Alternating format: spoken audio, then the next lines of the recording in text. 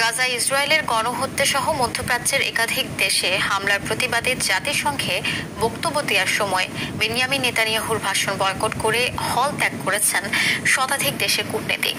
এদিকে নেতানিয়াহুর বক্তব্যের সময় নিউ ইয়র্কে জড়ো হন বিক্ষোভকারীরা। ইসরায়েলকে মার্কিন সহায়তা বন্ধ এবং ফিলিস্তিনকে মুক্ত করে গাজায় গণহত্যা বন্ধের আহ্বান জানান তারা।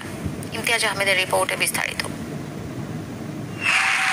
এটি জাতিসংঘের সাধারণ পরিষদ অধিবেশনের শুক্রবারের দৃশ্য।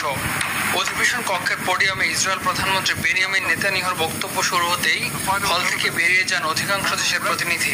এ সময় দর্শক সারি প্রায় শূন্য হয়ে যায়। শুধুমাত্র আরব ও মুসলিম নেতারাই ওয়াকআউট করেননি। গাজায় প্রায় 2 বছরের ইসরায়েলি আগ্রাসনের প্রতিবাদে নেতানিয়াহুর বক্তব্যের সময় হল থেকে বেরিয়ে যান আফ্রিকা ও ইউরোপের বেশ কয়েকটি দেশের কূটনীতিক। এ সময় যুক্তরাজ্য সহ বেশ কয়েকটি দেশের ফিলিস্তিনের রাষ্ট্রের স্বীকৃতি দেয়াকে নিছক পাগলামি বলে মন্তব্য করেন নেতানিয়াহু। এছাড়া ইরানের সঙ্গে 12 দিনের যুদ্ধে ইসরায়েলের পাশে থাকা ও পরমাণু অস্ত্র তৈরির ক্ষেত্রে ইরানকে দমিয়ে রাখতে সাহায্যের জন্য যুক্তরাষ্ট্রের প্রেসিডেন্ট ডোনাল্ড ট্রাম্পকে ধন্যবাদ দেন নেতানিয়াহু। মানচিত্র হাতে নিয়ে বিভিন্ন দেশের অংশ দেখিয়ে হামাস ও হুতির নেতৃত্ব এবং ইরানের শীর্ষ পারমাণবিক বিজ্ঞানীদের কথা উল্লেখ করেন। বলেন, সবাই ধ্বংস হয়ে গেছে। এ সময় ইরানকে সন্ত্রাসী অক্ষ হিসেবেও আখ্যা দেন। এই অক্ষ শুধু আমাদের অঞ্চলের স্থিতিশীলতাই নয়, পুরো বিশ্বের শান্তিকেও হুমকির মুখে ফেলেছে। এমনকি এটি আমার দেশ ইসরায়েলের অস্তিত্বকেও বিপদে ফেলছে।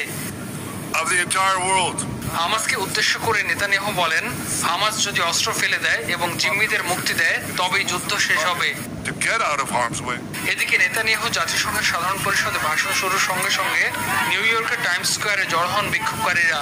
এ সময় ইসরায়েলের বিরুদ্ধে নিষেধাজ্ঞা দেওয়ার দাবি জানান তারা। অন্যদিকে ট্রাম্প গাজা যুদ্ধ বন্ধ করতে জানান সৌদি পররাষ্ট্রমন্ত্রী ফয়সাল বিন ফারহান আল সৌদ। গত বুধবার জাতিসংঘ অধিবেশনের ফাঁকে 8 মুসলিম দেশের নেতাদের সঙ্গে বৈঠকে এ প্রতিশ্রুতি দেন মার্কিন প্রেসিডেন্ট। ইমতিয়াজ আহমেদ, RTV।